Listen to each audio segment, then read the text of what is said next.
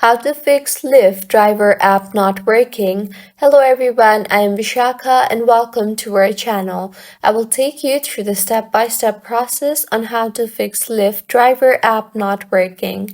Now let's get right into the tutorial. Firstly, go ahead and make sure you are using an updated version of the application. To check, open App Store and tap on the search bar and search for Lyft and tap on that. Make sure the app is updated to its latest version for the app to function smoothly. Mine is showing open here, which means the app is up to date. If not, it would show update instead of open. Next fix for this issue is launch the settings application on your device.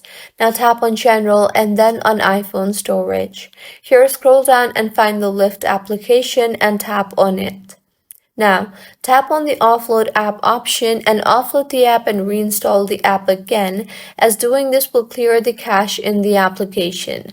Doing this will also free up storage used by the app and will further fix the bugs in the app, and if the issue persists, try to delete the app and reinstall the app again.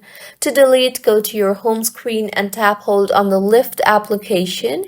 You will see the remove app option, tap on that and then tap on the delete app option.